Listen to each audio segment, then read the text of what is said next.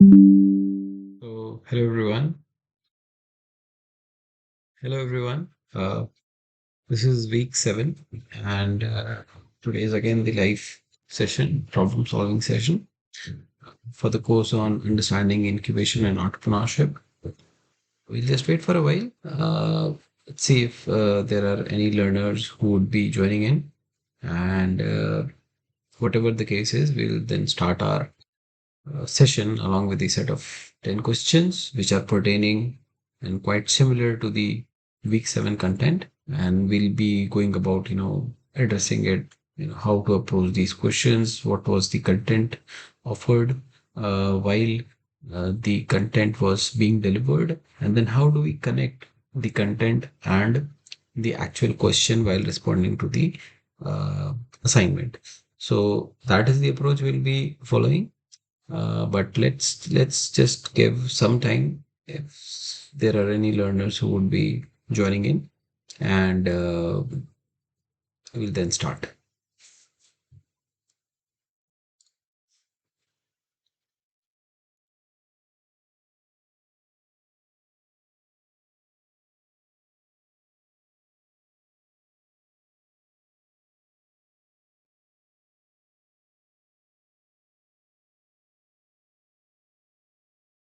So meanwhile, I think I can share my journey as of now of what my experience has been in this particular course, and how this has been progressing in a certain way. So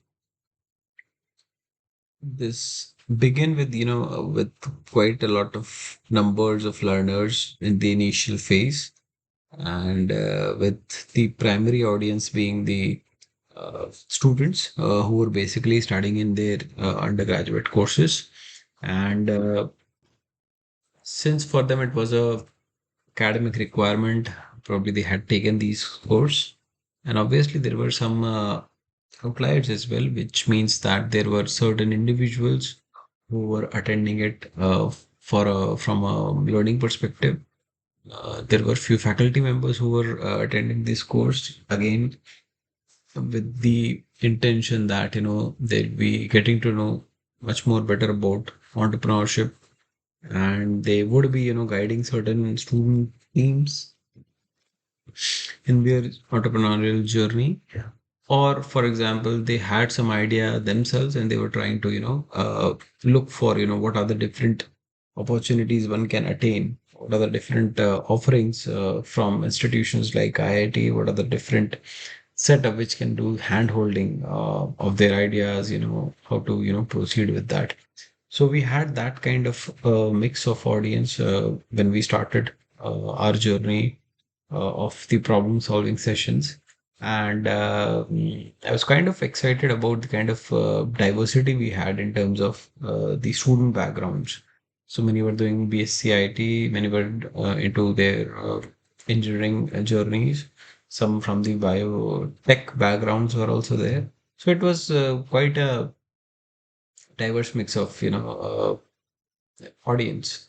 And the previous session, probably I realized that that they were undergoing certain examinations, so that is why many of them were not able to attend the sessions. Meanwhile, I think being a student is also quite challenging in terms of delivering the assignments, working on the projects, and but there are still many students who were able to go through the content and who were able to basically submit the assignments. So there are many students who have been been quite productive. They have been quite vigilant about all these weekly sessions as well as the week-wise content, and then timely submitting it to gain the uh, assessment as well. So there are many of you who are doing it and following that practice, and I think that is really appreciable, given the fact that you might be tied up with a lot of activities and a lot of works around. So I think from that perspective, it's a big deal, and managing it with their current course of studies is also challenging, especially when they don't have any dedicated time slot to go through the NPTEL courses. So I think maybe what could be done is that going forward, I mean, if there are any faculty members or the NPTEL team who is looking into this video, maybe what we can do is that if a student or if a institute is asking student to take a NPTEL course, probably in their timetable they should be given a slot wherein they can actually attend that, because anyways you are counting them in the final credit counting. Okay, so anyways, since it's having a weightage there, and it would come into a part of the assessment mark sheets of the students, so I think it would be a good idea to dedicate certain number of hours in their timetable, so that they get a dedicated time slot, and it is not something which is seen as a burden, but rather something which is quite well fused with their entire course curriculum. And I think the count and the participation will be much more higher in that perspective. Okay, so I think that is one of the suggestions which I can offer to the institutions as well as to NPTEL, that maybe we can request the universities wherein if the student is taking the courses, then they should have some slot. I mean, some flexibility should be given to the student in terms of just a slot wherein they can study the NPTEL courses. So that was one thing. The other thing has been around attempting the assignments. In one of the sessions, since there were many learners, I was just kind of inquiring them, how their approach of attempting the assignment is. And so one of the students said that, what they do is they go through the content. While going through the content, they will have some kind of notebook wherein they compile out the notes. They will write it, and eventually, once they are done, listening to the complete lecture, and before they begin with the quiz, they'll just do a quick revision, and then while they are attempting, they will attempt it in one go. So that was a process by a few student, and I believe there are other learners as well who might be having a slightly different kind of an approach, wherein uh, they might be taking notes, but at the same time they have one parallel vision into the questions. So whenever they are going through the content, and whenever a question pertains to that content comes in, they become a little more active. So they also document what they're going through, but at the same time, they are, simultaneously they are attempting the quiz assignments as well. So that could be another approach by which, one can actually do both the things, parallelly. So I think that is also an approach which can be adopted. But yes, I think ideally it would be better that you go through the content in one go and then you attempt, because while you are attempting again, you are kind of revising it. Okay. And I think one of the best options what NPTEL gives is that the flexibility of attempting the week's assignment multiple number of times. So although they do have a certain deadline for an assignment, but before that deadline, a learner can actually attempt it n number of times. So that is a very nice flexibility which is given. So uh, also, what can be done? I mean, these are different approaches which I can think through, and the learner can adopt, considering the kind of time one has, and since it's being done in a self-paced manner. So the other option could be that if you have half an hour slot or something, you go through the content and you attempt the quiz, and you submit the quiz as well at the same time. Okay. Uh, and whenever you are starting it again, revising or going through the content after what you have done the previous time, you can again start that, and then again submit your question. So as an incremental process of going through the content, you can also attempt your assignments in that incremental process. So the remaining will be like uh, unattempted, but at the same time, as you are going through the content, gradually you are incrementally increasing the content, you are attempting those questions. So the benefit of that is that many a times, we are engaged into a lot of things, and submitting an assignment might just slip out of our minds. So if you are doing it incrementally, at least you have those 4 questions, 5 questions, or 6 questions already attempted. So rather than not attempting anything, I think it's always preferable that you have something which is already attempted. So I think that could be one way of attempting. So there could be multiple approaches. I think students are quite smart today. They try to approach it in different ways. These were some of the ways which I could think of. Could be helpful while you are revising the content or attempting content.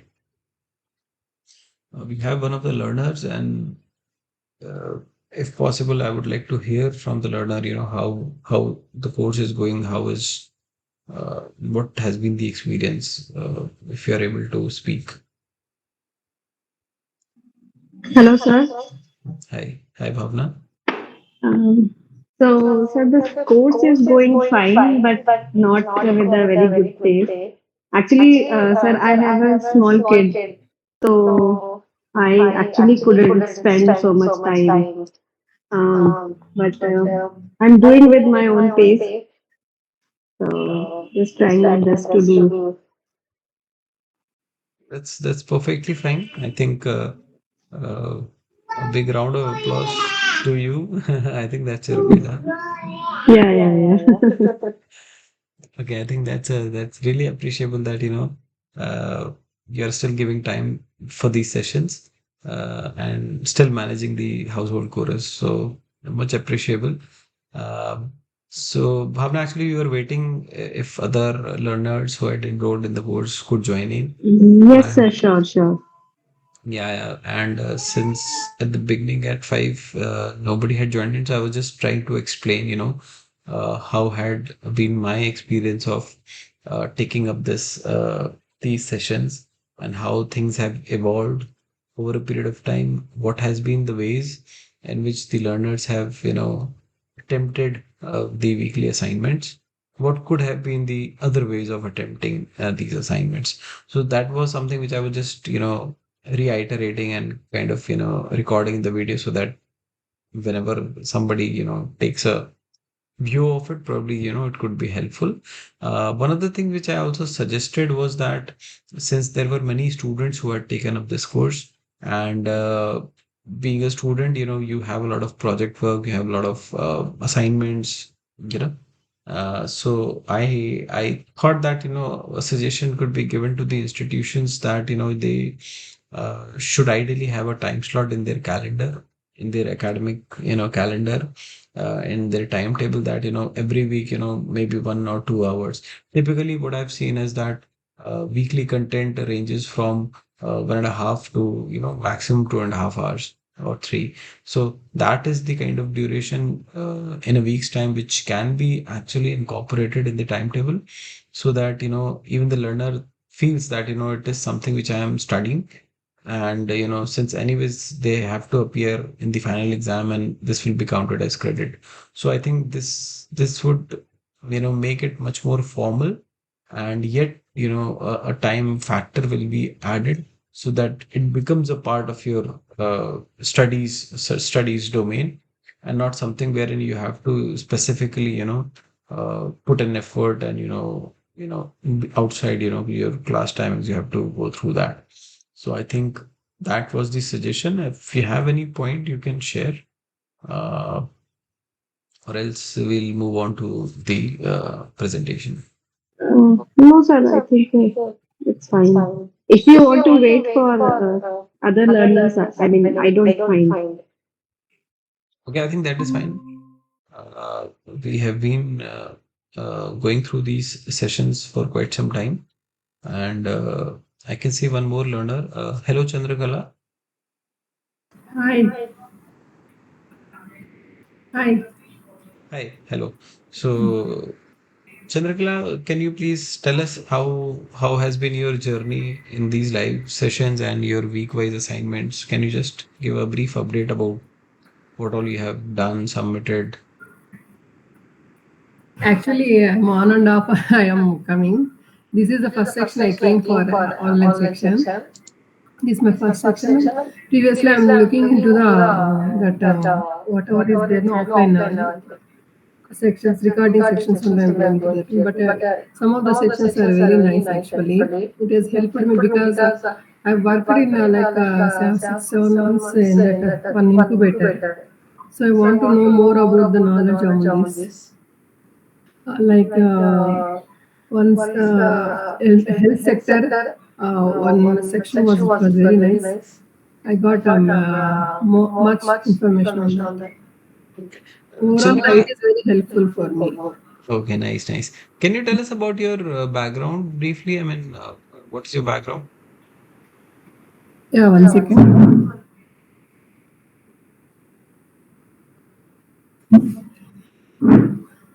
Yeah, I did actually PhD in 2019 from Bitspill and Hyderabad campus.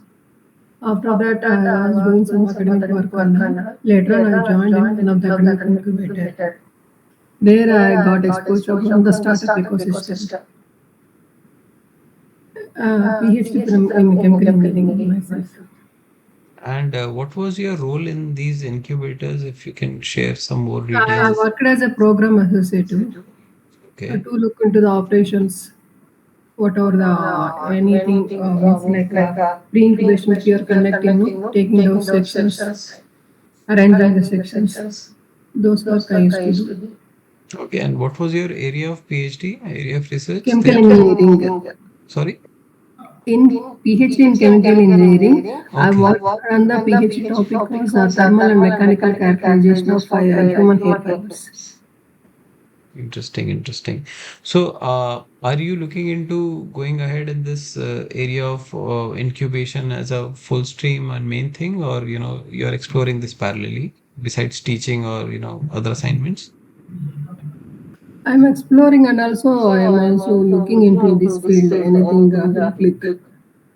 Otherwise, I should start from my side only. Start something from my friends. I'm discussing with my friends. Other PhDs also who are ideal, no, who are making one group. We have to do something because we have highest qualification. We have to do something. In that lines, we are thinking actually.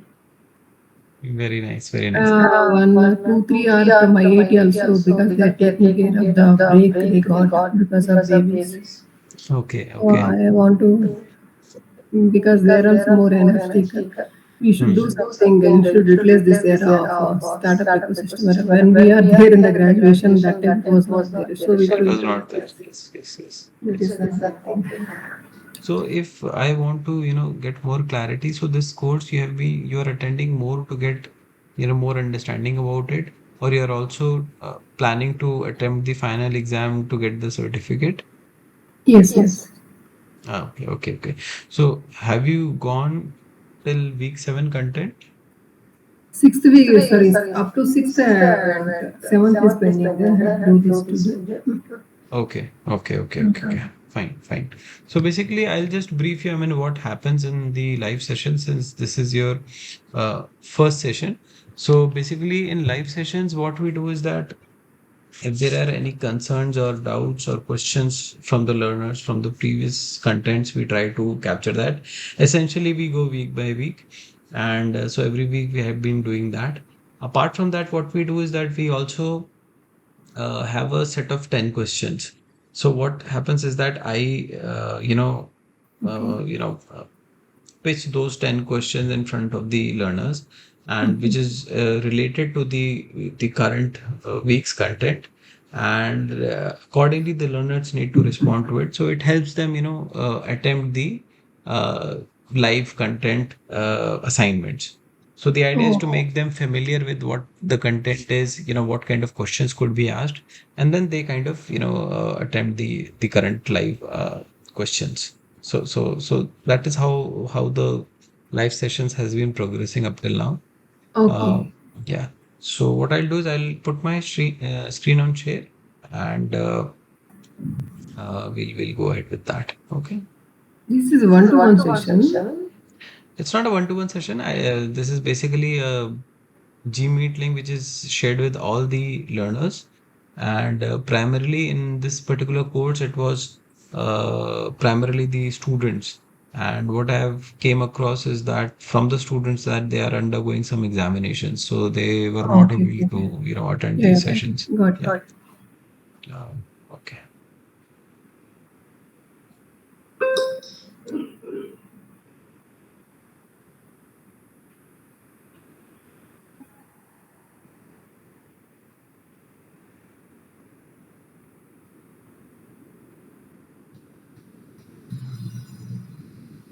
Hope my screen is visible. Yeah, it is visible. Okay.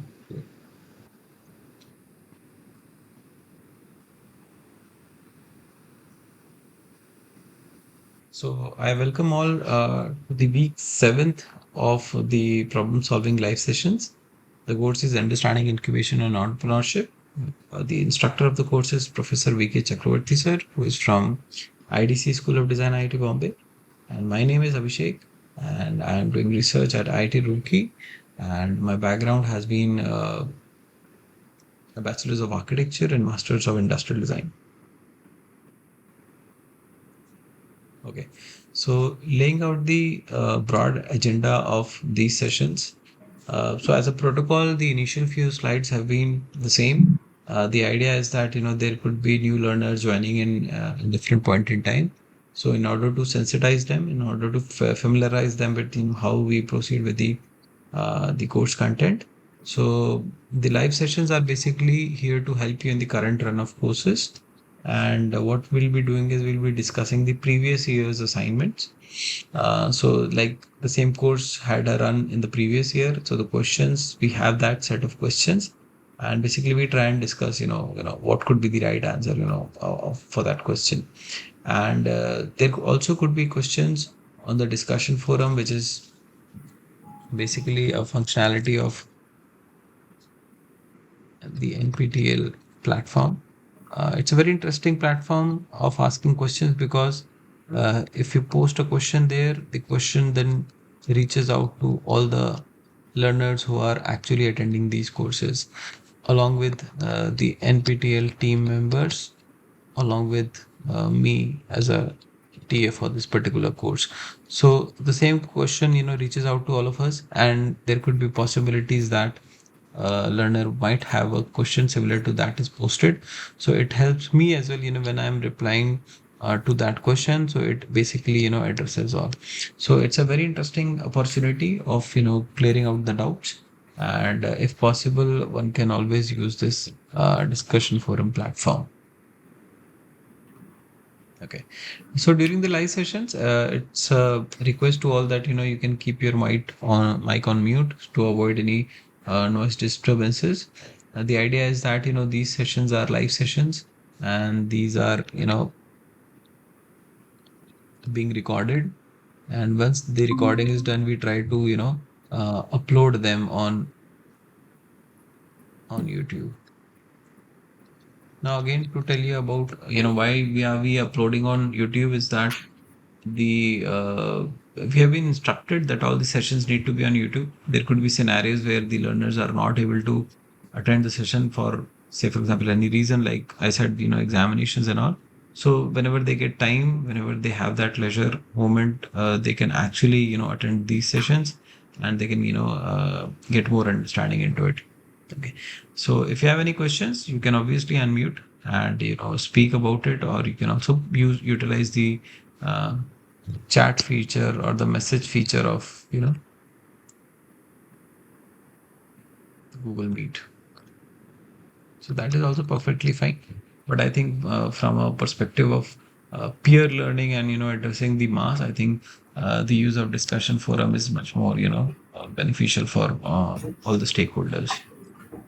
This is how the screen looks like when you log in. So you have got different heads. Uh, Let me just okay,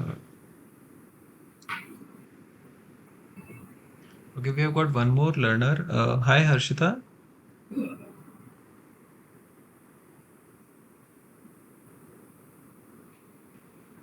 Hello. Yeah, yeah.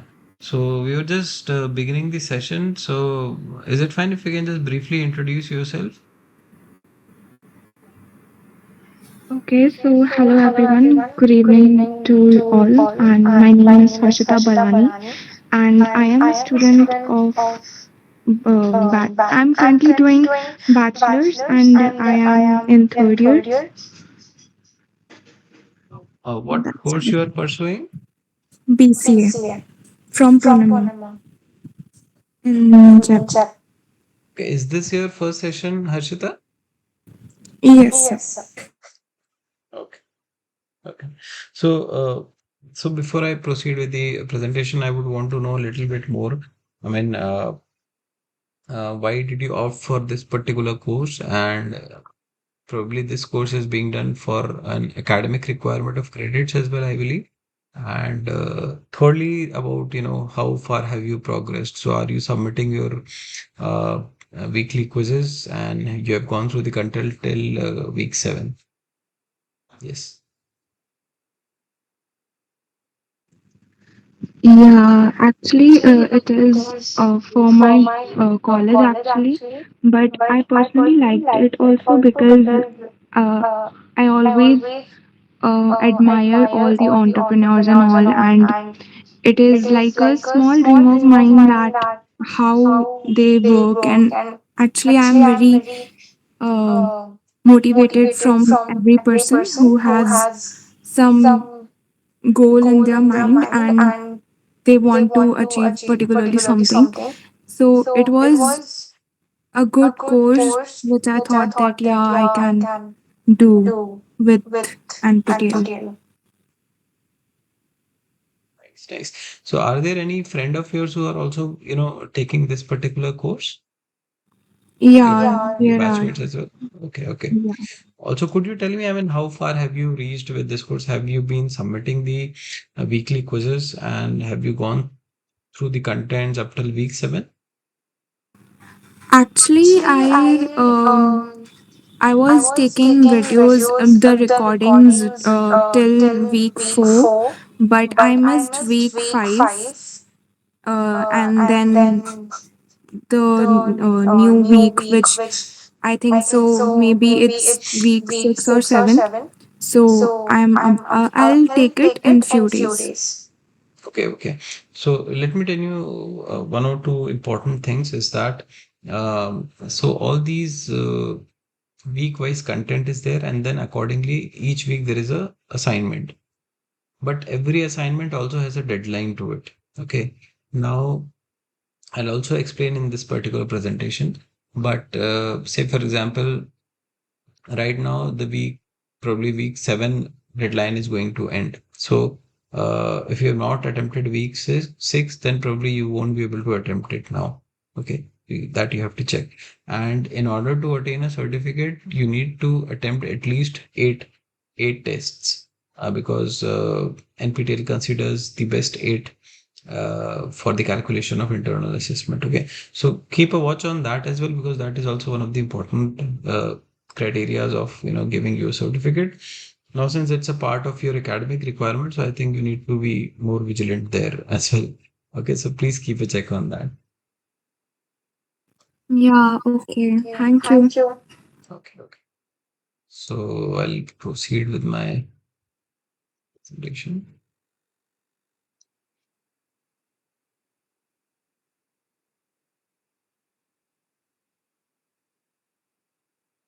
Okay. So basically, once you log in, this is how the screen looks. If you have been a regular visitor to the NPTEL platform, this it would be very familiar to you. But just in case, some people are attending it for the first time, this is basically your login.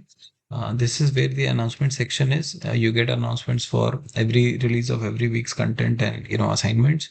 The course content, the lectures are available in about the course, wherein week 1, week 2 lectures are there. Ask a question is something which I talked about in the previous few slides, which pertains to the discussion forum. So you click here and then you can ask a question. Progress is where you can actually see your individual progress, and for every week how you have been evaluated, the marks of it, all those things you'll be able to see there.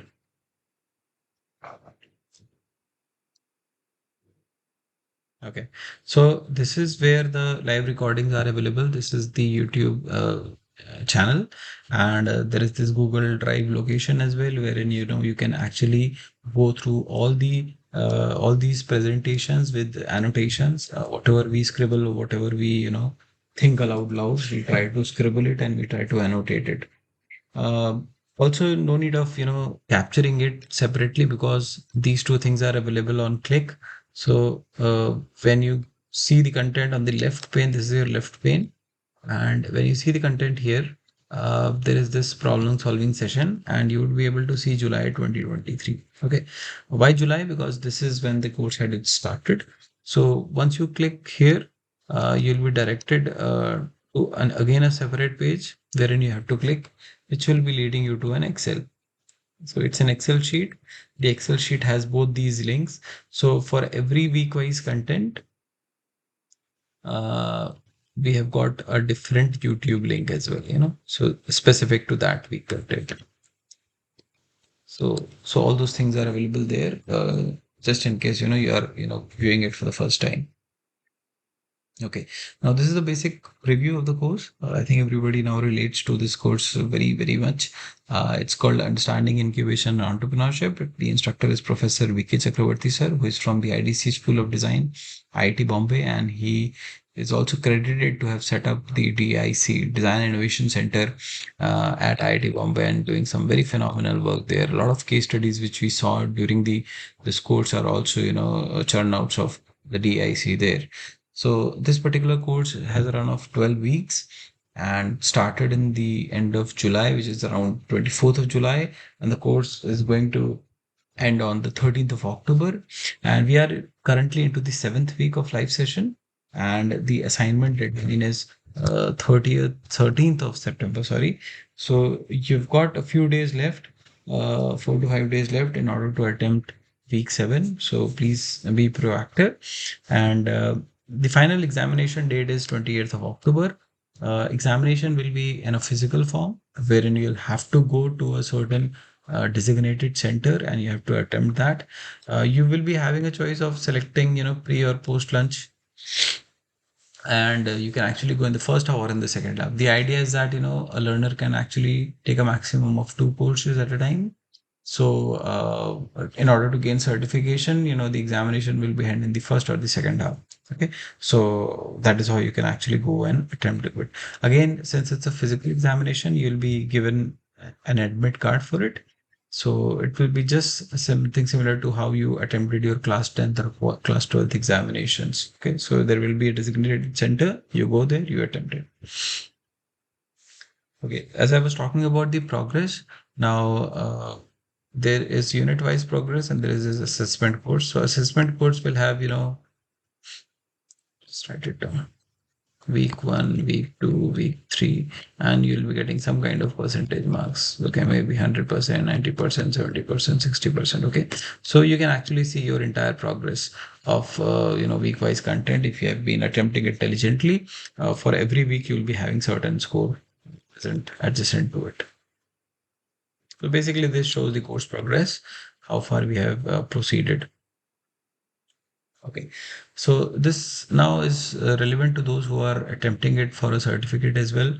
But those who want to learn from this course in order to gain more understanding about entrepreneurship and incubation, for them the course is completely free.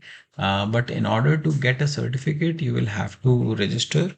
The registration date for the examination was 28th of August, which is already passed by.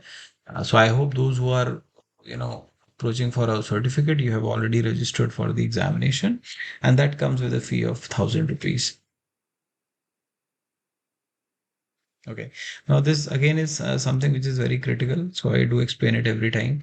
So in order to gain certificate, you have to meet the criteria. So there are basically, I would say there are three criterias.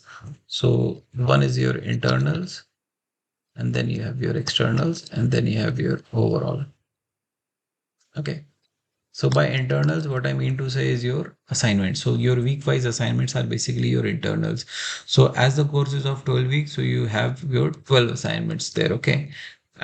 We give the leverage that you will be considered only the best 8. Okay, so only best 8 will be counted while we are capturing the 25% marks. Okay, so these comes from your assignments. The remaining 75% is basically your proctored examination. Okay, what do you mean by proctored examination? Basically, when there is a invigilator, you'll have to attempt it in a physical examination center. Okay, so that weightage is 75% marks, and then this would sum to 100%. All right.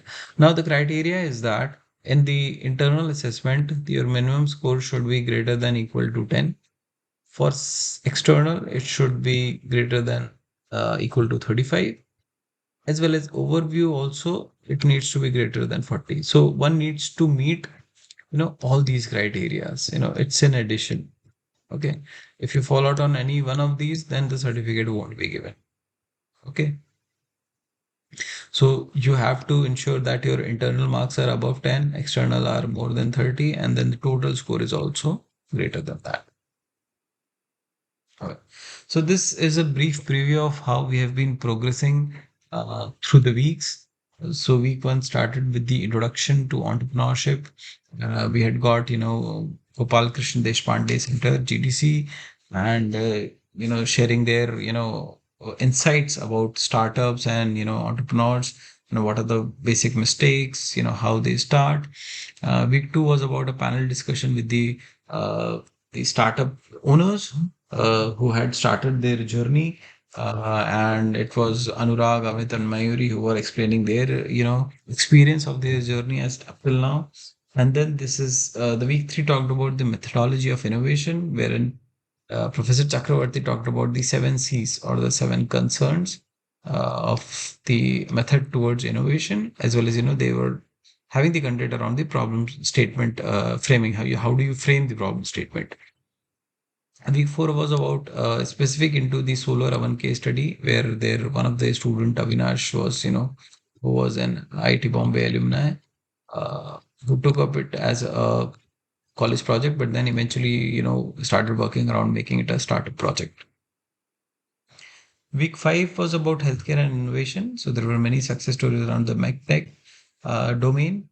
Week 6 was about human-centered innovation, where we had two speakers, Miss Shilpi from the Khoj Labs and Mr. Dhayan, who was from the F1 Studios, and we discussed them in quite detail in our previous week's live session. The current week 7 session is about humanizing technology, wherein which this session has been taken by Professor V.K. Chakravarti sir himself. And the big business model canvas has been taken by Dr. Kostov. So there are a lot of questions today in the current session as well, which talks about, Dr. Kostov's journey and how he has framed certain terminologies, and he has authored a book as well. So we'll be going through that. ALM stands for additional learning material. So basically, if you have more time and you're more interested to learn more about things, so you can actually go through. It's a YouTube link which talks about the Arvind Eye Care and how they, along with the aim of providing quality treatment, how they have managed, to upscale their operations, how they've managed to grow, how they've managed to, get their, gains as well. So it's a very interesting case study, Arvind Eye Care. If you get time, please go through it. So the link is there in the content itself. So under the additional learning material, you will have this YouTube link as well. Okay, so there are primarily two typology of questions, especially in the week-wise assignments. So one wherein only one answer is correct, and the other where there are multiple correct answers. Okay, so with soft drink I want, probably I can choose just one of them, either Pepsi, either Coke or Fanta. And what do you want in your milk tea? Probably I could, select multiple of them. Okay, so these are the two typology of questions which have been primarily seen in the week-wise assignments as of now. And even today in our 10 question set of 10 questions, you'll be, seeing that as well. Okay. Now, how the marking is being done for multiple choice questions. So, say for example, you have got question one, and you have got three options. Sorry, all four options are there. Okay. Now, let me tell you by an example. Now, this question one, and it has, say, for example, three correct answers. So, A is correct, C is correct, and D is correct. Okay. Now, as a learner, and when you are attempting the question, you choose. So, let me tell you, this is scenario one. Okay. So, you're attempting these questions. The question has three correct answers A, C, D. Now, you opted for A, you opted for C, you opted for D. So, you'll get full marks. Okay. Since you have, selected all the correct options. Okay. Now, let's discuss scenario two. Okay. So, you said, okay, A is correct. You also thought B is correct, C is correct, and D is correct. So you added the incorrect one as well. In this scenario, you won't be getting any marks because you have chosen the incorrect response as well. Scenario three is when you say that, okay, I think C and D are correct. Okay. Now here you are leaving out one of the correct answers. Now, only in this scenario, you will be getting certain partial marks, right? So So this has been the criteria of marking in case where student or learner, either, opts out of marking all the correct options. So be thoughtful when you are attempting questions, be thoughtful of the criterias of marking. It will help you, probably save your marks as well. Okay. So now we begin with our set of 10 questions. So I would want everybody to go through the question. And again, now these questions are related to the week 7 content. So obviously, yes, if you have not gone through the week 7 content, it would be difficult and challenging for you to respond to this particular questions or these questions. But even for that matter, I would request all that, you can still, read the questions, whatever understanding you have got up till the week 6 content. Probably based on that, you might be wanting to attempt these questions. So question one states, as discussed in the module Business Model Canvas by Professor Kostov, how was the manufacturing issue solved in case of wristband designed for the speech and hearing impaired? Okay. So the options you have are by making the product open source, by creating a cloud platform, by reducing the features of the product, or all of the above. So you can read the question once again, try and go through the options which have been presented in front of you. Again, it's a multi-select questions, so you can think through it and you can suggest, what could be the right answers.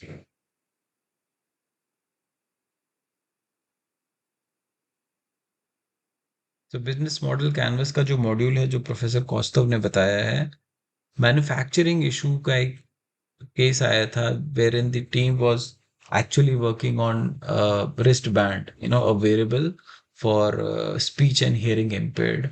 Okay, so they had these dual issues. One was how to keep up with the China market, and what if somebody copies it and comes up before than that, and the other was the legal formalities. They have to have certain compliances, which was a long journey.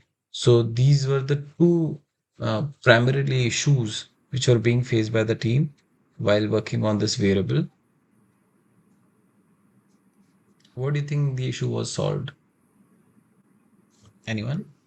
Excuse me, for this any marks are there now or can we attempt later also? Just a second, just a second. Yes, ma'am, can you come again? Now for attempting the questions, it will take the final marks or can you attempt later also? Okay, let me clear out. Maybe you are thinking that the current questions are being marked. Is that what you are Yeah, understanding? yeah. No, no, no, no. So the thing is that whatever you see in the NPTEL platform, okay, only those questions you have to attempt, and those are marked. So this is only to prepare you in attempting those Okay, okay, questions. okay. So Okay, there is got it. no marking for these questions. It is mostly to help you, open up your thought process and guide how what kind of questions you can expect and how to Um, attempt. okay, okay, okay. Got it. Thank you. So no need to worry about being wrong or right here. It's perfectly fine.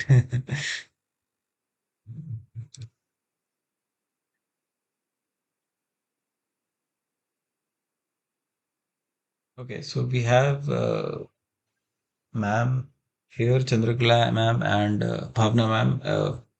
Would any of you would want to uh, attempt?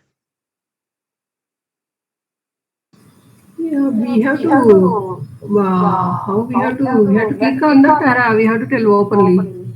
You can orally speak. I mean, you just need to tell Maybe me. because I didn't listen that lecture, I am thinking that by reducing the features of the product, they solved the case. I'm thinking Yeah, yeah, I that can is the one understand. possibility Hmm. because it is depends on his model. No? I That cannot is true. tell.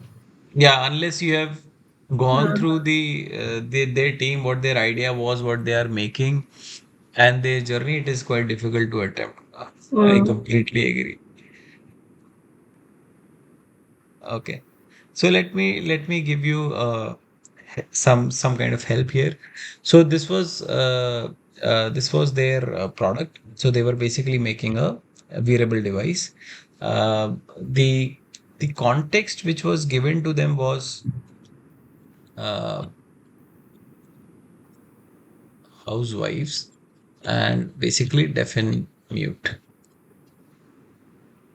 So it started as a student project wherein the professor had given the team that your target audience is deaf and mute housewives. So this was their target audience. So these students, they basically went about doing their user journey. They reached out to a lot of users who were deaf and mute and who were housewives. They stayed there. They basically were shadowing. It's one of the ethnographic methods of understanding the user, and they realized that it becomes very very challenging wherever there is a noise kind of a feedback or a hearing feedback. They are missing out on those scenarios. So they came up with this particular idea wherein this variable will be connected via Bluetooth, and this will help them connect with the devices as well. So there could be different appliances like your refrigerator or your microwave. So those things will be connected. So whenever there is a timely segment which is concluding, so there would be a timer, and that trigger would generate some kind of vibration in the wearable device, and they will be having a color coded index for different devices. So for example, red will be a color for say refrigerator, blue might be a color for some other equipment or an instrument. So that is how they segregated this.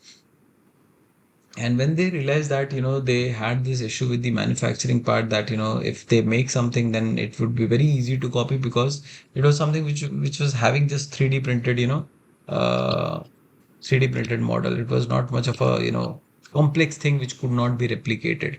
So what they did was that they realized that okay, this is something which is very very basic in nature. They said that okay, let us try to make it open source. Okay. So by making it open source, what they did was the entire assembly, the entire design could actually be uploaded in the open source platform. So anybody can actually download it, print it, and even use it. Okay. The other thing which they did was they connected with the cloud platform. Okay. So what they did was they kind of connected their the software with the cloud, so which kind of translated it into the home automation area. So when they were trying to reach out to and trying to frame their business model, they set their journey with Siemens. It was a long round of a discussion, around 6 to 7 months of deliberation, and then they had a deal with Siemens. And what they did was, after the Siemens onboarded their journey, all these companies also started looping in. So, which means that all the home appliances were becoming smart eventually, right? So, they kind of used that software in order to, push it into all these different devices so that it can become a smart appliances. And your wearable is not just something for the deaf and mute, it is probably something which could also be used by the abled user group. Okay, so even they can actually, manage their geyser through their mobile app, things like that. So it started with something small with a specific target audience, but they kind of graduated into something much more bigger.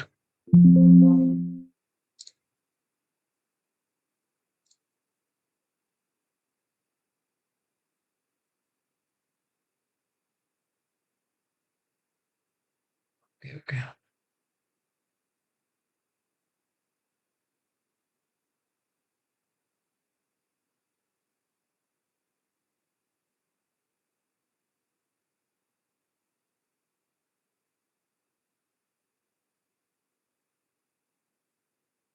Okay. So the correct answer to the first question is that by creating open source and by creating making the product open source and by creating a cloud platform. Okay, so C is not an option. I mean, they did not work out on the reducing the features of the product, so that is why C and D will not work. But yes, A and B are the correct options for this particular question. So moving forward to the next question, what are some of the key insights of business model approach as discussed in the module 7 by Professor Costa? The options given to you are: shift the paradigm of your thinking, think positively, think platforms, and shift your plan in the future. Again, this is something which requires an understanding of business model approach, which has been, being informed by Professor Kostov. So unless the content has been visited, it is again a difficult thing to answer this particular question as well. But you can just go through it and try to attempt it.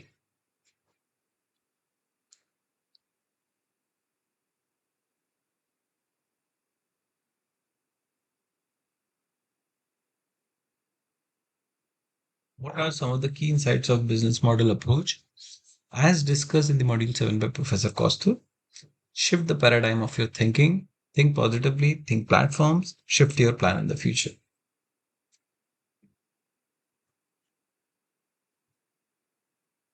Okay, so let's see some of the snippets of the video content. So basically, these are not my content. This is simply the snapshots of when the presenter was, briefing about these particular things. So these are few of the statements which the professor has been mentioning, that your first idea may not be the best one. So obviously, design in itself is a iterative process.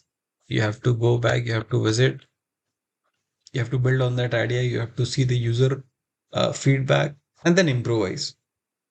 Okay, so we need to, have this thing in mind.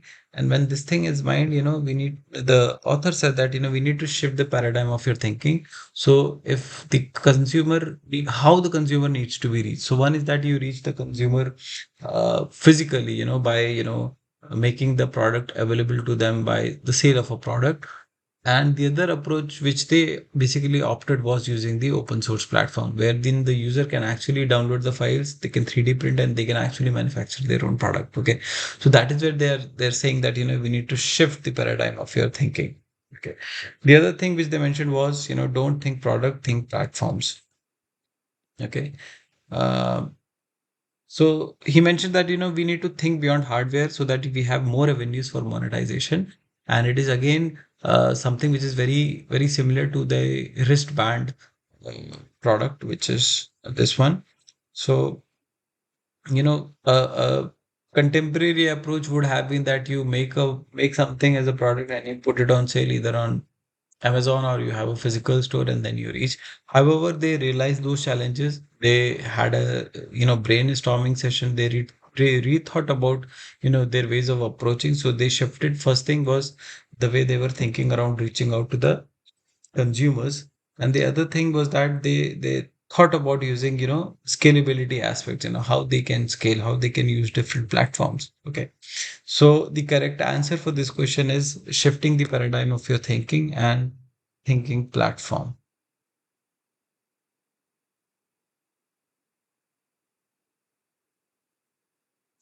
Okay, this is the third question. Probably the term double whammy might not be heard by the learners, but this is something which was introduced in this week's content. So, the double whammy business model can be applied in which of the following situations, as discussed by Professor Kostov in Module 7. Okay, so I'll explain what double whammy kind of model is, and probably that will help one understand, how to go about attempting this question.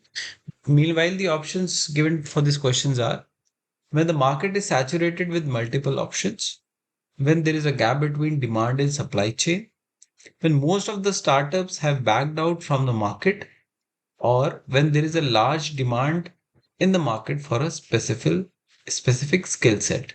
Okay? इनमें से किन परिस्थितियों के लिए double whammy business model को हम प्रयोग में ला सकते हैं एज पर प्रोफेसर कॉस्टॉब. So when the market is saturated with multiple options, the market is basically flooded with different products in the same domain. When there is a gap between demand and supply, so there is a huge gap. There is a void between the two. When most of the startups have backed out from the market, so there could be different startups working in a similar area, but they have kind of backed out because of either the funding issues or issues with their team members. And lastly, when there is a large demand in the market for a specific skill set. So there is a specific skill set and there is a large demand around it.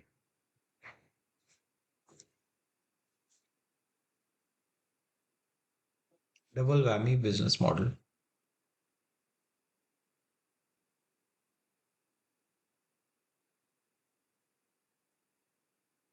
Okay. So the content recap says that double whammy means getting paid from both ends of the value chain. Okay. Now, how do you get paid from both ends of the value chain? So they gave the example of Javed Habib. So who Javed Habib is? So he's basically into hairdressing and hairstyling. So basically, he started his journey with his clientele being the richest, the Bollywood actresses, and Sachin Tendulkar and those kind of personalities he had. But obviously, he realized that scaling up is an issue. Because you don't have that number of celebrities probably at that time, and then obviously how frequent that is gonna do is something which is challenging. So he generated an idea. What he said that he had got two options.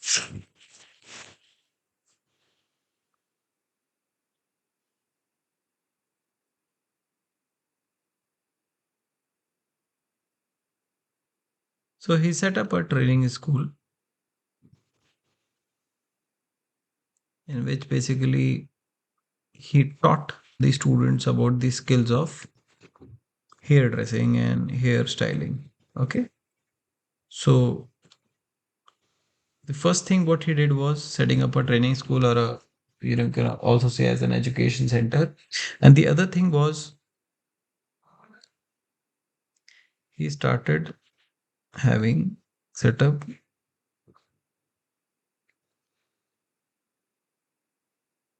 hair salons. Okay. So he gave it a name, Hex Saloon करके उन्होंने एक नाम दिया था. So the idea was that you come there and you get your hairs cut at a bare minimum price of like 99 rupees. Now how it is being considered as a double whammy, because here the students are basically paying him to get educated in the skill of hairstyling. So he's running a training school. The fee is being given to Javed Habib, for them to be learning about these skills. And in the hair salons also, what he's doing it, the same students are being hired here. Okay, and from hair salons also he's getting that revenue. So the people are coming, they are paying money, he's getting it. So he's kind of generating the resource. While generating the resource, he's getting money. All right. And when he's hiring them in the hair salons under his brand name, and again people are paying him money for getting a haircut. Okay. So this is a model which basically is called the double whammy model, wherein you get paid from both ends of the value chain, right? So the professor also gave an example of Duolingo, which is a language learning app. So you can go through the content to understand more. Now, he also details that where can you use a double whammy? If you are in a business and you have a skill set for which there is a large demand, for example, hair styling or learning a new language, that is an area where you can use double whammy business model. Okay. So the correct answer is when there is the large demand in the market for a specific skill set.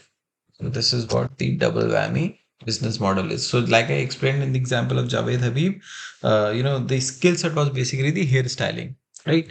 So he generated that kind of resource by generating revenue from the educational domain and then rehiring them into his saloons, and again getting revenue from the users who are getting to get their reaching there to get their hair cut. Okay, so this is the double whammy approach. Okay. Fourth question is, amongst the following, which of these questions have to be touched upon to remain in the sweet spot according to Professor Kostov? How do we source our manpower? How do we optimize our operations? How do we reach the customer or your consumer? And how do we provide solutions to organizations? Okay. The options are, how do we source our manpower? How do we optimize our operations? How do we reach our customer? And how do we provide solutions to the organizations?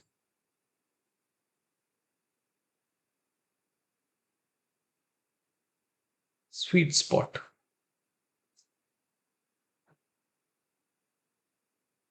So let me just briefly tell you what the sweet spot we are talking about. We are talking about this, where we have desirability, feasibility, viability. This pertains to tech. This pertains to users or humans. This viability comes from the business perspective. So this area we are talking about is the Venn diagram central area. This is they are referring to as the sweet spot.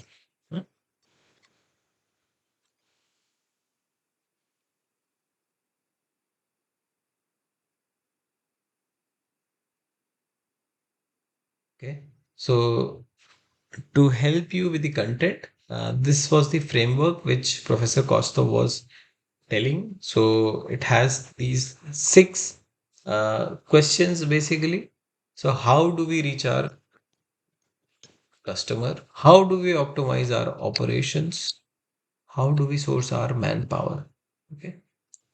Followed by, how do we source our inputs? What kinds of tie-ups should we seek? And how do we create a mix of optimal product mix? Okay. So if you go through this particular framework, the answer would be right in front of you, which is about how do we reach our customer? How do we optimize our operations? And how do we source our man? Right? So the answers are manpower, operations, and how do we reach our customer.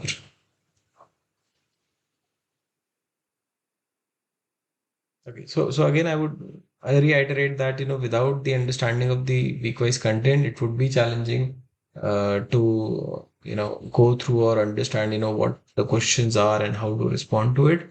But anyways, I think if you go through the content even after the session, you'll be able to understand and you'll be able to attempt the week 7 questions quite easily. Okay. Coming to week 5, sorry, question 5. according to Professor Kostov, how can one optimize operations by applying the double whammy business model as discussed in Module 7?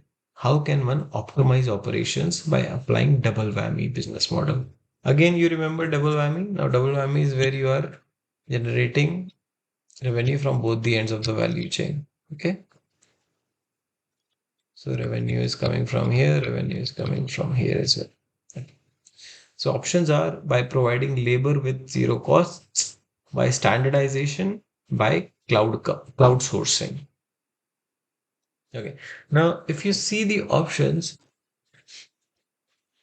if the first one persists to the example we talked about Javed Habib, no, we are getting the resources right from the training centers, right?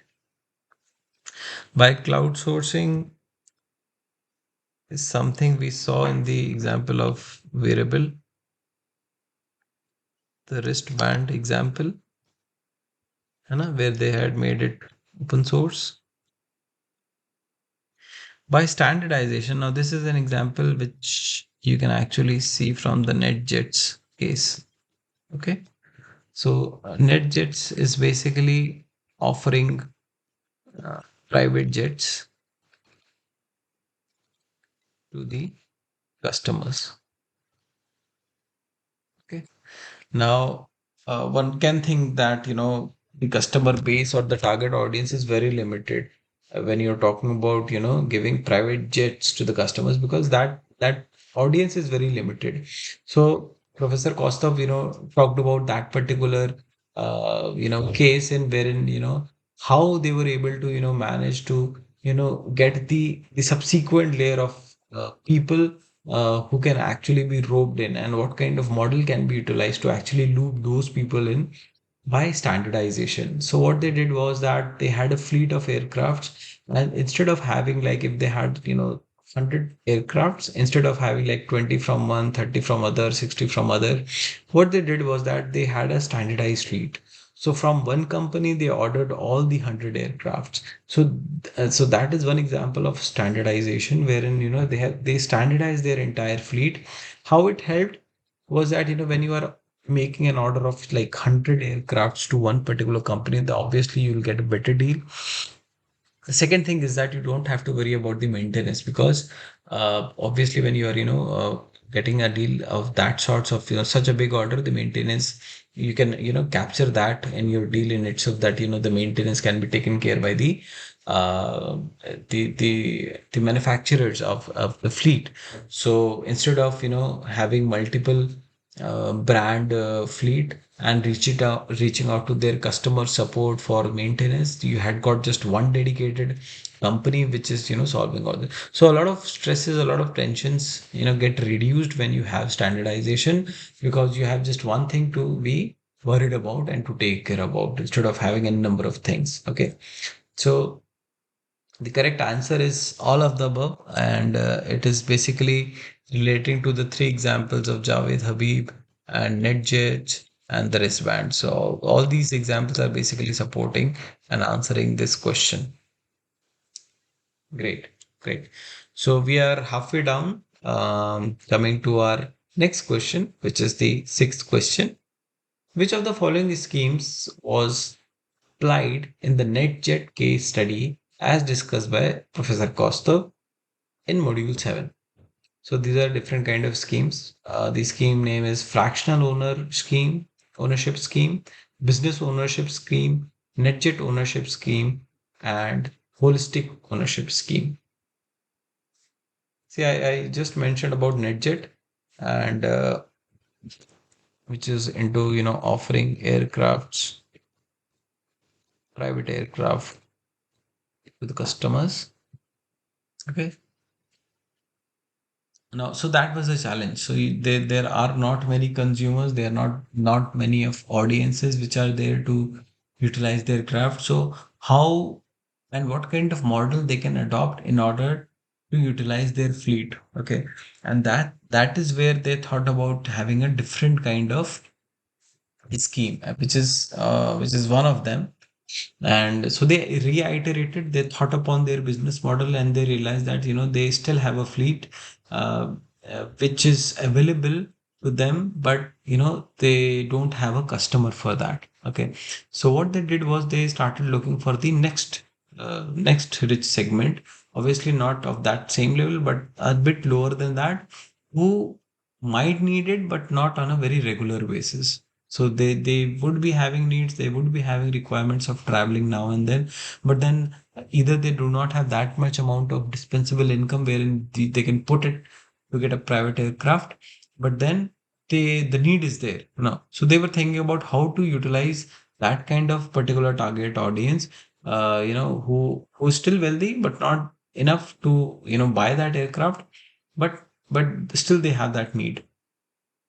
Okay, so this is where this ownership of fractional comes in. Fractional ownership. Okay, so as the name suggests, you have something and you divide it in different fractions.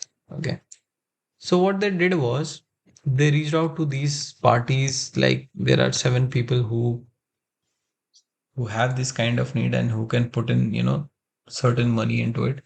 So they said that, okay, if you seven are interested, you might need it, so depending upon the share of money you can put in, we'll give you the ownership. Okay, so if for example somebody said that, okay, I can give you say 50 lakhs. Somebody said that, okay, no, I can give you only 30 lakhs. Somebody said that, no, I can give you uh, 45 lakhs. Somebody said, no, I can actually give you 1 crore. This is the amount. So what they did was that they divided the ownership accordingly to the amount of contribution which was being made by those people in the group. So the maximum duration will be given to the people who puts in the maximum amount of money, and accordingly they will limit the use by the other people. So depending upon what kind of money you are pouring in, you'll be getting the ownership of that aircraft. So you use it as per when your need is. Okay. So this is something which they came up as the fractional ownership, and jets is the study which which I talked about. It sells private jets.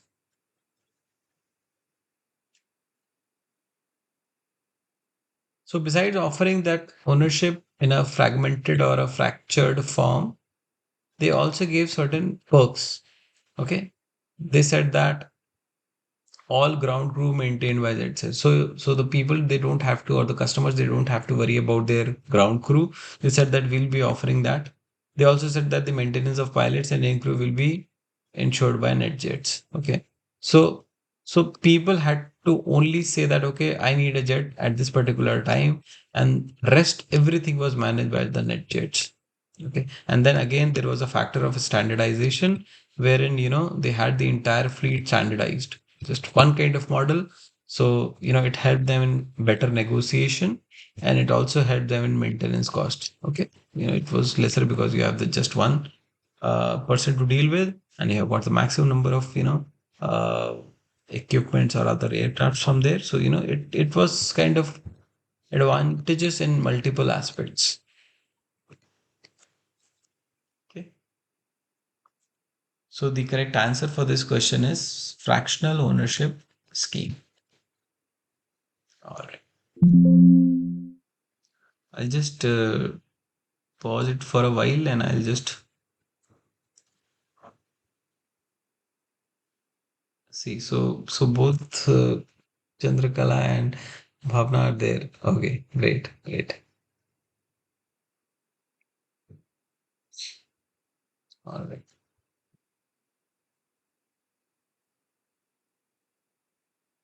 fine. We'll proceed to our next question, which is question 7. As mentioned by Professor Kostab in module 7, any solution must take care of these three aspects. So the options are convenience, reliability, and market cost, viability, desirability, and validity, feasibility, manageability, and reliability, and desirability, feasibility, and viability. So I have kind of mentioned the answer of this question somewhere before, in a few slides before, where we were talking about the sweet spot. Remember, we were talking about the Venn diagram and wherein that overlap happens. Okay.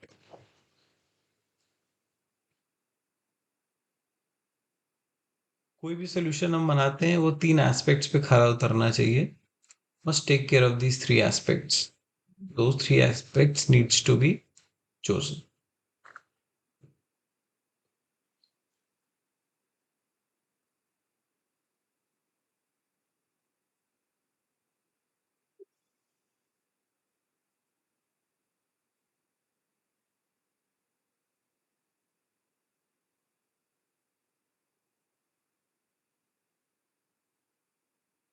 Convenience, reliability, market costs, viability, desirability, validity, feasibility, manageability, and reliability, and desirability, feasibility, and viability. So to help you with this question, let me just show a quick recap from the content. So as I mentioned, this is what is being referred as the sweet spot, which is the overlap of the 3 circles of the Venn diagram,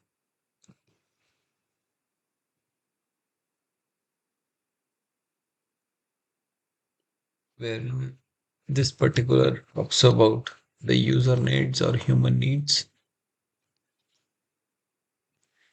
This basically talks about the business angle from the business perspective, and this talks from the perspective of tech. Okay. All right. So the correct answer is, as evident, desirability, feasibility, and viability. The 3 options of it. Okay. Going to the 8th question. As an early startup venture, an entrepreneur should also focus on which of these factors, as discussed in the module Business Model Canvas by Professor Kostav: reach, market options, customization, and practicality of the situation.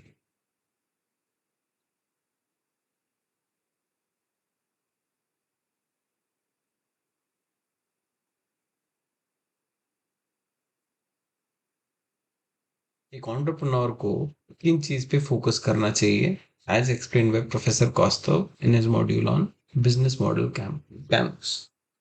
Reach, market में क्या क्या options हैं, what all customizations that one can offer, and practicality of the situation, being practical about what the situation is, how to, go about addressing in that situation.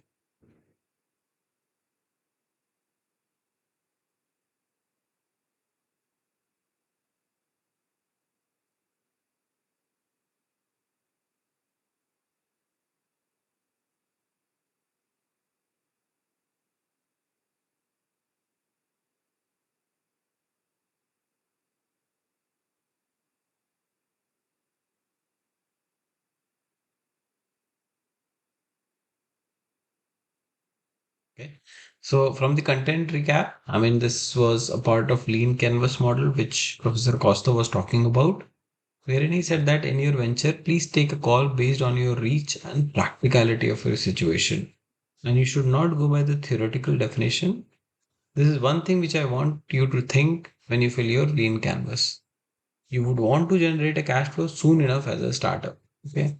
So if you see from his statements, it is the reach and practicality of situation which he mentions it to be the critical factors while, being an early startup venture.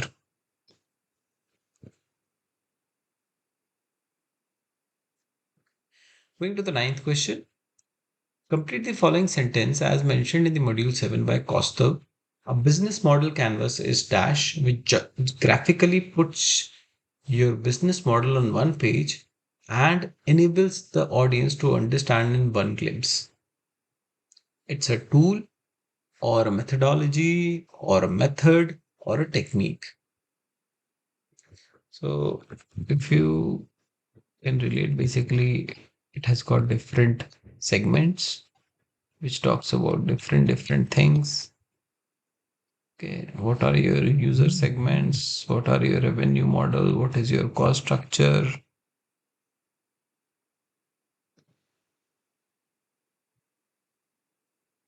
Segment. Well, basically, let's start with the problem. Okay, so the business model canvas basically captures the entire essence of what you're doing, how you're going to approach, what are the different things which might be a hurdle, how are you going to generate your revenues, and what are the different costs which might be involved while you are going in your journey of a startup. So it would require an understanding of this, and how it helps is that if you go to a funder, and if you have this thing in your hand, or you share this, or you present this, with one glimpse one can actually draw a complete picture of what is it that a startup is doing, what are the critical elements of a startup. So that is where this business model canvas play a very, very critical role in terms of understanding the entire essence of a startup in one go. Okay, so the question is what it is. Is it a methodology, or is it a method, or is it a technique, or is it a simple tool?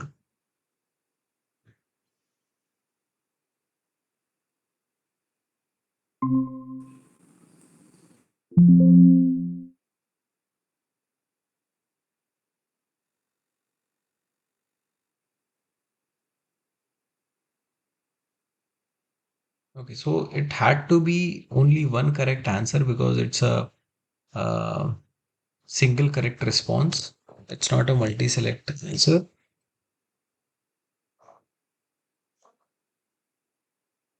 So, ma'am, if you had to choose between A, B, and C, what would you choose?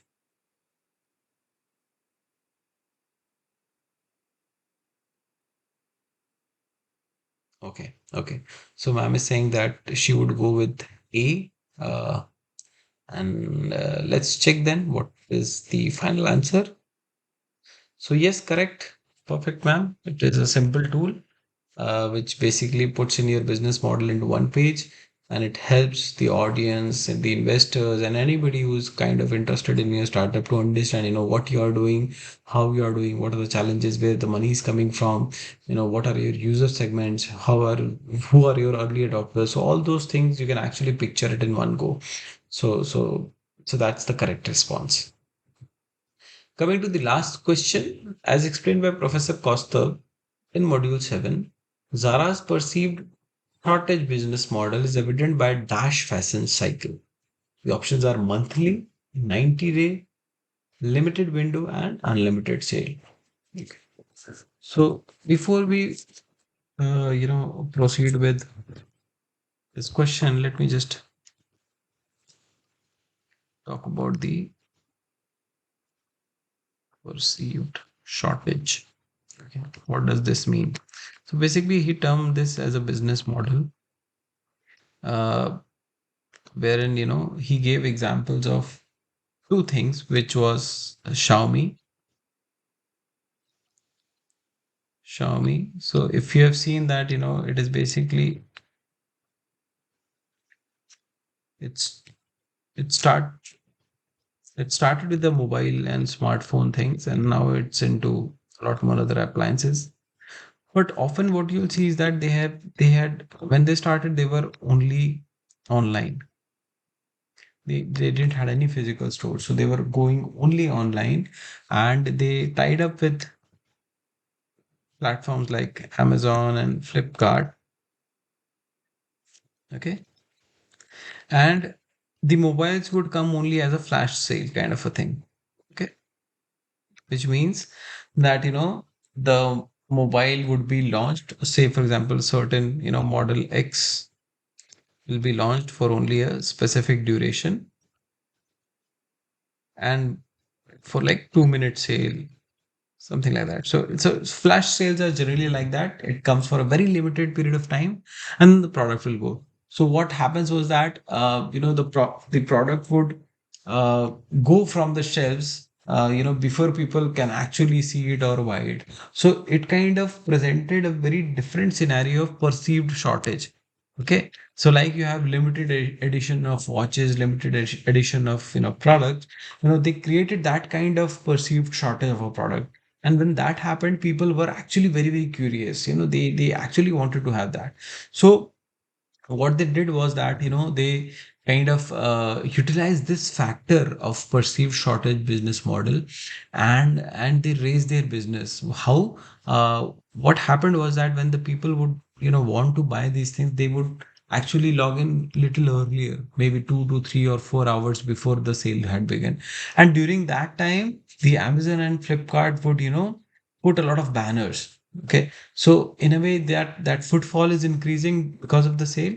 So whatever ads they were pushing, whatever revenue which was being generated, that was also being shared by the Xiaomi company. Okay. So the perceived shortage not only helped them, develop their own brand, but also helped them in their revenue generation.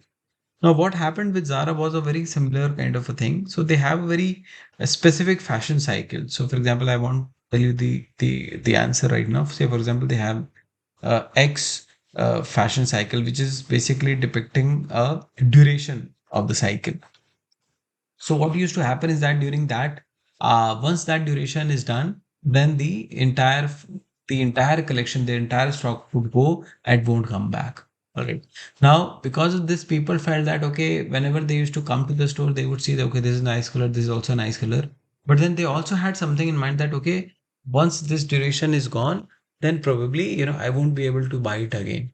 Okay. So again, it had that kind of limited edition or limited window thing, wherein people had that seed in their mind that if I don't buy it now, I won't have the option of buying it again. Okay, so that is where these companies are utilizing the perceived shortage business model.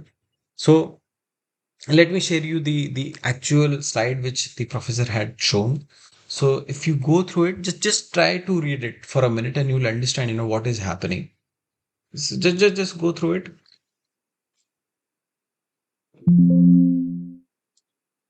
I'll just go and have water. Meanwhile, you can actually just read it for a while.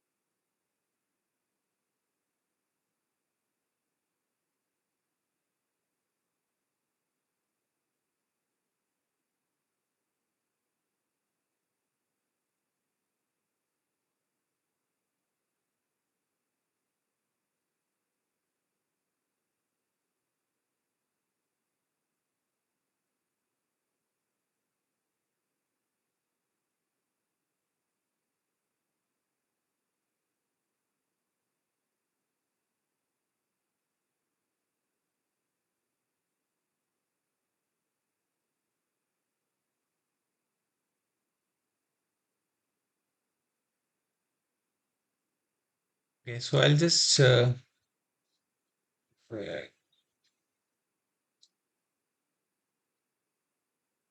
quickly explain this thing by as what Professor Kostov had been sharing. So Zara is obviously a fashion company. So they introduced something like 90-day fashion cycle. So what happens is that they change the entire the stock, the fashion stock after 90 days, approximately 3 months time. Okay. And so there is a company which kind of into user understanding. They realized and said that, a European customer of Zara visits the store 70 times in a year as compared to its competitors like Marks and Spencer, H&M, who visit only 7 to 8 times a year. Okay, so there is this huge difference of footfall, which is happening. So at one time, in Zara, they are spending around, visiting 17 times a year as compared to, it's approximately half in the competitors. And how they were able to do is by, perceived shortage. This is how they were creating that. That, then the moment you have that limited thing, then the that, like I mentioned, the seed comes into mind that, what if the thing is not available after a certain period of time? Okay. And obviously, I mean, there is a big user group, who are, fascinated towards fashion and clothing. They are very excited about it. They actually don't want to miss out on these things. So, at Zara, if you like a particular clothing, in the back of mind, the particular style has a limited window. So you end up picking two in different colors instead of one. Okay.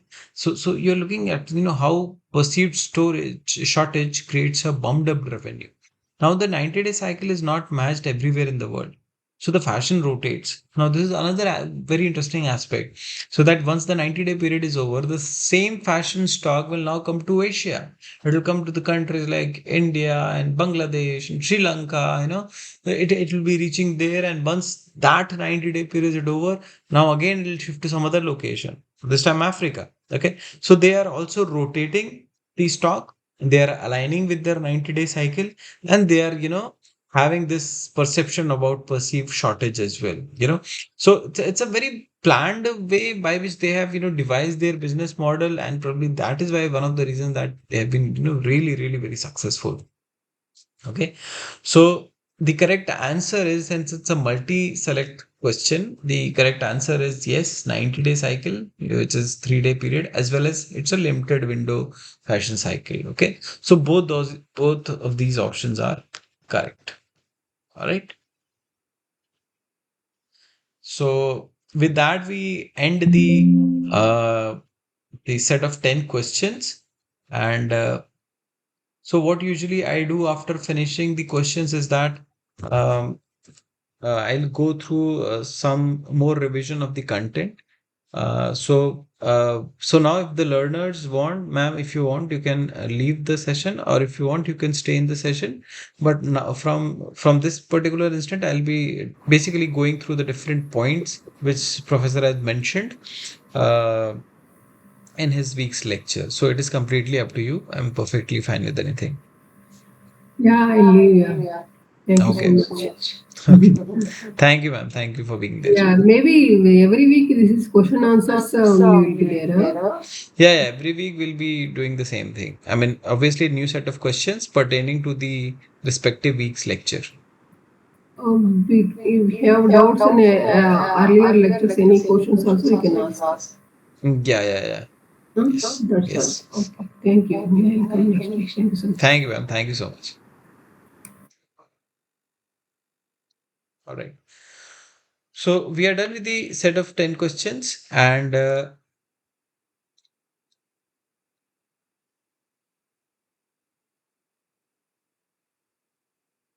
now, now I'll just give a walkthrough of. So these were the questions of discussion forum. We had been addressing them. Uh, Lately, there was a question by one of the learners. However, I was not able to understand that question, and for that, I had requested the learner to share any particular time stamp so that the question can be, understood in a better way in order to respond. So that was one thing. And now this is the content recap. Basically, the highlights of the week 7 lecture.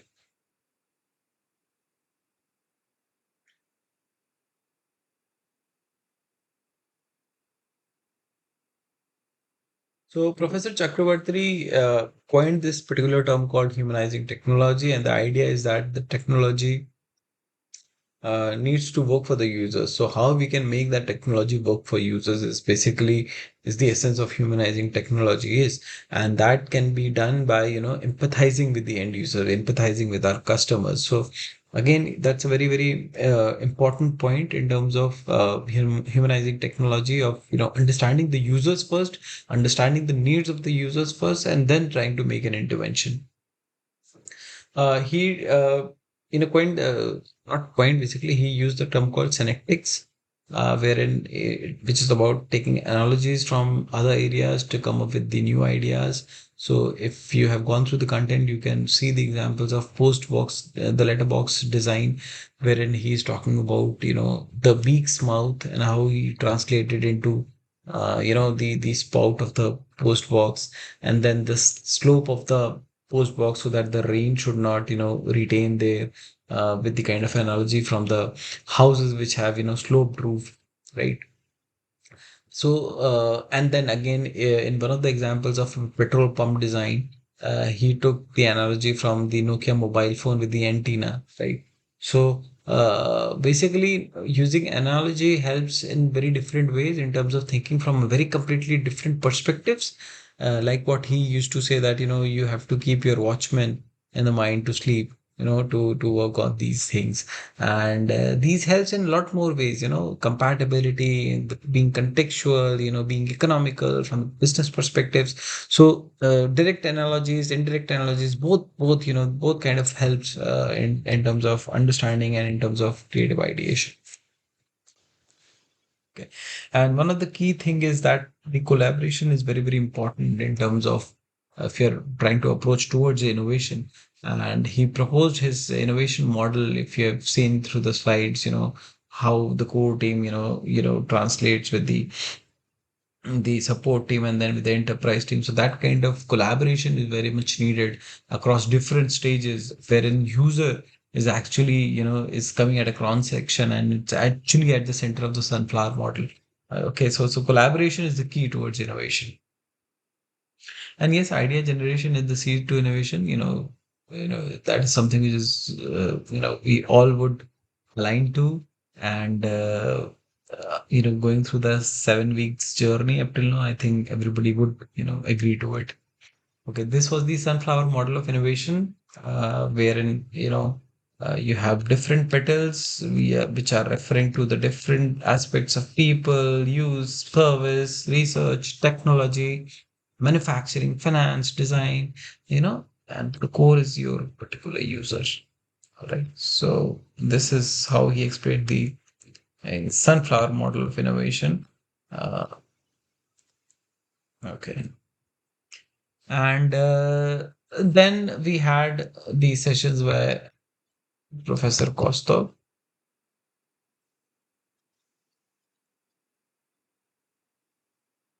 wherein he was talking about the lean canvas and the business model canvas. Um, he gave different examples. This was an example from the wristband for the deaf and mute.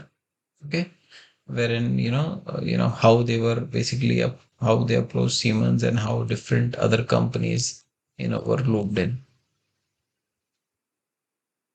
And this is where he's talking about the sweet spot, which is basically the intersection of feasibility, viability, and desirability. And from business sense, it becomes very critical. From technology and from the human sense, it also becomes critical. Okay.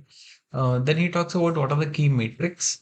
They are your performance parameters that will help you track the success of your business. So how do you track the success? You can look at your revenue models. What is the revenue metrics? What are the different sources? What is it that you're gaining?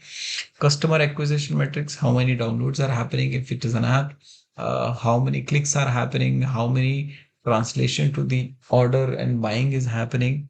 Then the operational metrics. Okay, you have to constantly monitor these parameters to remain in the sweet spot, to be sustainable, and be on the right track all the time. So all these criteria you can set it for yourself.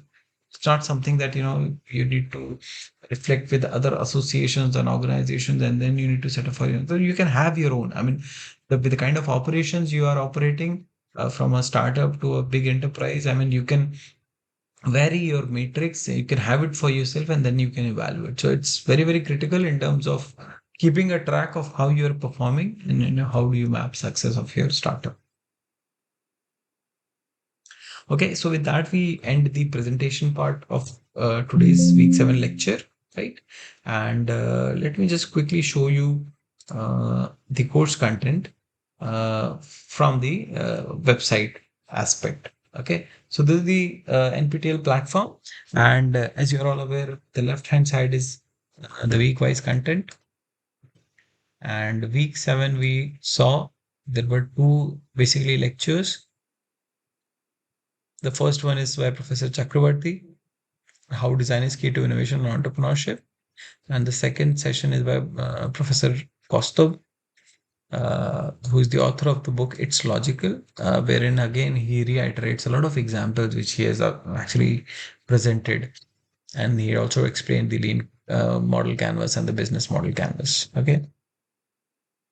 So this was the approximately 40 minutes lecture on humanizing technology, wherein Professor Chakravarti kind of gave his background, like how he started, where he is currently in the place called IDC Industrial Design Center, and how it has now become the IDC School of Design with bachelor's, master's, PhD, and minor courses, and how he started at teaching at IIT Delhi, and then IIT Bombay, and then setting up the DIC, which is the Design Innovation Center.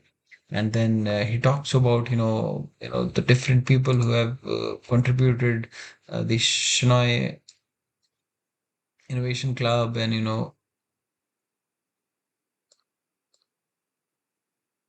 these are the examples of the synectics I was talking about. Uh, you know, put the watchman in your mind to sleep.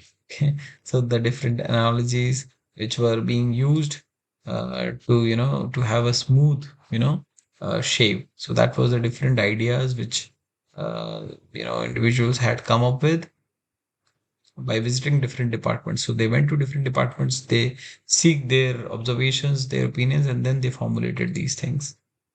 And then he talks about the bullet pumps, which were made for Midco. And again, these were a big hit. Like I mentioned, this was resembling the Nokia mobile phone with an antenna on top. So you got bigger displays, more compact assembly, more number of pumps you can actually set up in a pump station.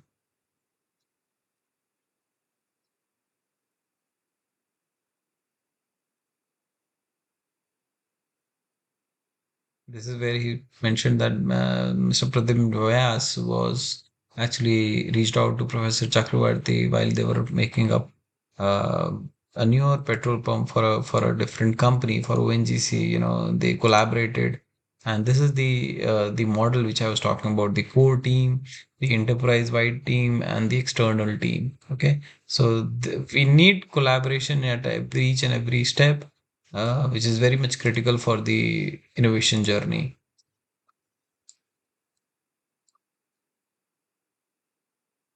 So this is the sunflower model of innovation.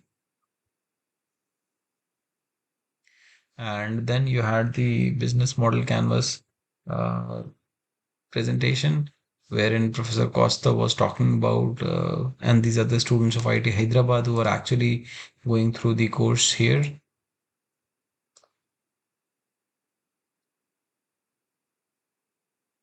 It was quite an interactive session where the students are also kind of understanding, asking questions, and the speaker is also kind of raising certain questions. So it's a very interesting dialogue, conversation based kind of a presentation. So he also gave an example of Practo, how they developed from offering appointments for patients with the doctor, to setting up a dedicated services for doctors in terms of dealing with their inventory management.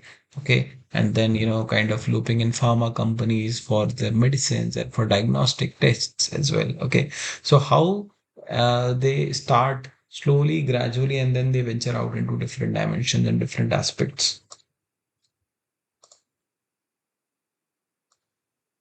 This is what double whammy is. And the example is from the Duolingo, which is a language learning app.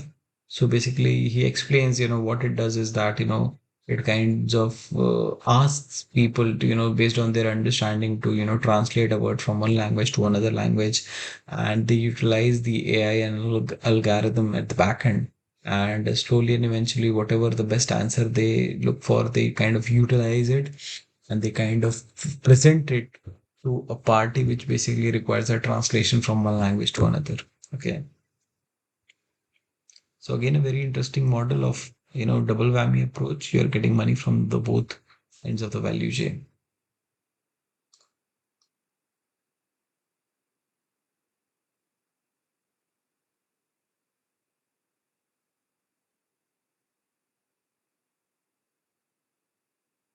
And then this was the examples of NetJets, which was talking about the fractional ownership aspect. Uh,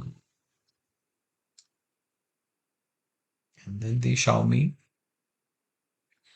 which again was talking about the perceived shortage kind of a business model. By creating a shortage in the public eye, there is a spike in demand of, those aspects. And then the example of Zara with their 90-day fashion sale.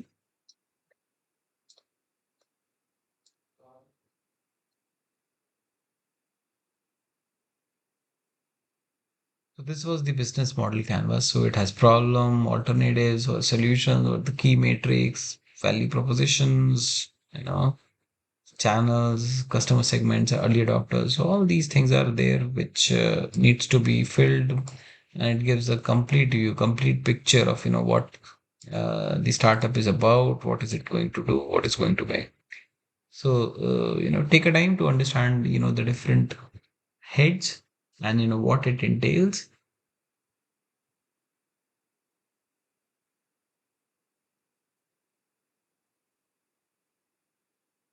And then because a few question and answer session between the user group. And this is very, very important. Close to 45 startups tend to fail because they are unable to achieve the product market fit. Okay. Now, this is something which was mentioned in the previous sessions as well. That this product market fit needs to be validated, needs to be present in order for a startup to survive. So that is one of the most critical aspects. Coming to the additional learning material (ALM), as I talked about, it will lead to a YouTube page which will be talking about the Arvind Eye Care, something which has captured, uh, being captured, being celebrated by a lot of TV channels, and one of the very very critical success stories of how does an organization serve uh, so many people, and that too free of cost. What is their innovation model, how they are reaching out, how well they are performing, and how well they are doing it. So it's a very interesting case study. It's just a 15 minutes video, and I would request you all to actually, kind of look at it in terms of understanding, what the content is, and how they have been able to, progress, and how they have been able to upscale their operations, how they managed to get people, and what kind of model they have worked out. So I think it's a very interesting case study. Whenever you get time, please go and have a look at that. Okay.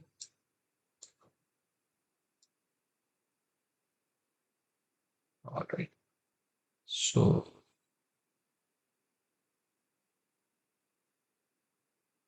so with that, I'll basically close this session today. I'll just save this file so that uh,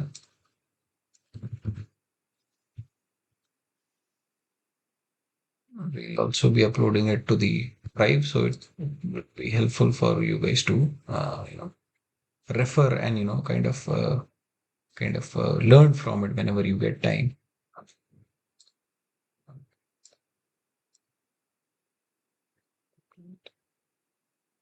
Okay, so do we have any learner here? I can see one. Would you want to speak or say anything as we are concluding the session? Any inputs from you? And not really, sir. It was, I mean, as always, a very interesting and informative session.